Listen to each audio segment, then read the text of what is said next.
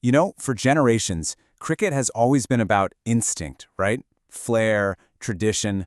But behind the scenes, there's this quiet revolution happening. And it's not being driven by a bat or a ball, but by data.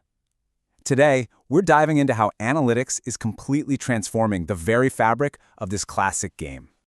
Okay, so if I asked you to name cricket's most valuable player, you'd probably think of a star batter, maybe a lethal bowler. But what if I told you the new MVP isn't even on the field? Nope, they're tucked away in the back room with a laptop.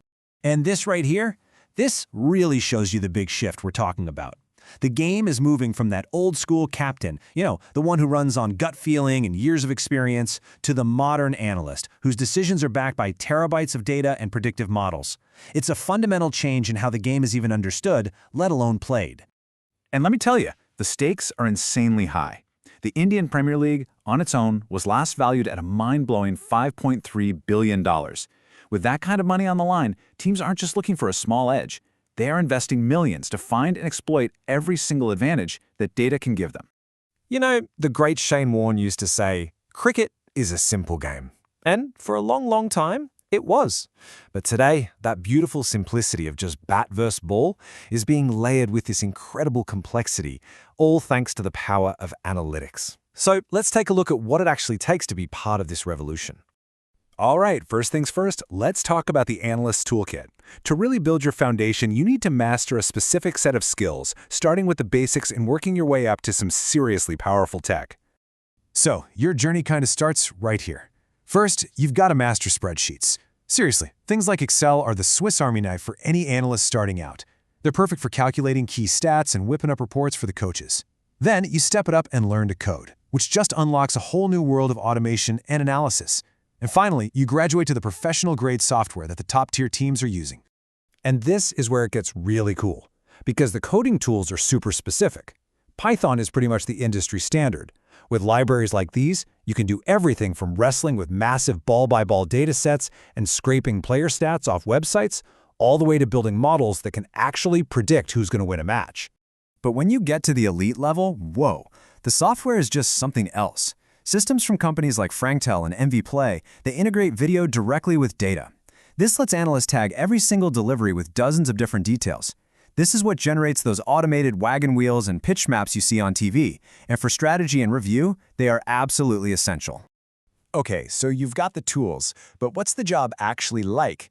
Forget sitting in some quiet office. On match day, the analyst is right in the thick of it, under some serious pressure.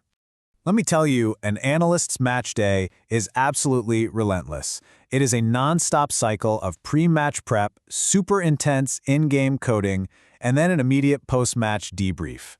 And this is the key thing, right? Their impact on the game is immediate and direct. In the morning, they're presenting data on the other team's weaknesses. During the match, they are live coding every single ball, line, length, shot type, you name it, and feeding insights directly to the dugout. That info can influence a bowling change or a field placement in the very next over. And after the final ball, they're already cutting up video packages for players to review. All right, now we're going to get into the really advanced stuff. This is where analysts go beyond just describing what happened and start getting into predictive modeling, which is completely changing how players are scouted and how strategy is formed. Okay, think about this for a sec. A bowler can deliver an absolutely perfect, unplayable ball, and it just zips past the edge of the bat. The result in the scorebook is just a dot ball, but that doesn't capture the quality of that delivery. So how on earth do you measure that hidden value? Well, the answer is this amazing metric called expected wickets, or XW for short. And believe me, it is a total game changer. Instead of just counting the wickets that fell, XW uses machine learning to figure out the probability that a specific delivery should have taken a wicket, based on its raw physical properties.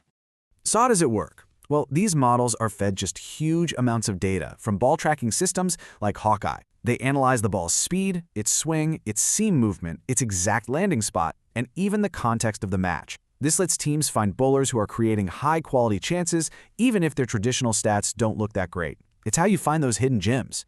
And it doesn't even stop there. Win probability models are another super powerful tool. They look at the score, wickets down, and balls left to calculate a team's percentage chance of winning. And this number updates with every single delivery. So now you can actually measure just how much a crucial six or a timely wicket really swings the game. So, are you feeling inspired yet? Thinking this might be for you? Well, breaking into this world might seem complicated, but there's actually a pretty clear roadmap for anyone who's passionate about cricket and data. Let's walk through it. Well, here's a simple 5-step plan to get you there. Start with the basics of data analysis, stats and programming. Then dive into some cricket-specific datasets. From there, you've got to build a portfolio to show off your skills. Get involved with the analytics community online, places like Twitter or Reddit. And finally, start applying for those internships and entry-level jobs. See, your portfolio is everything. It's what's going to make you stand out. For example, you could try building your own IPL win prediction model using data from a site like CricSheet. Analyze how much the toss matters at different stadiums, or create a cool dashboard in Power BI to compare players. These are the kinds of projects that prove you've got the goods. And that really brings us to the biggest question of all.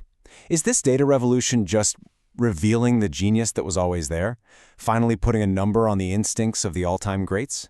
Or is it fundamentally changing the sport itself, creating a whole new type of player and a new way to win? The truth is, it's probably a bit of both. But one thing is for sure, the analyst is here to stay.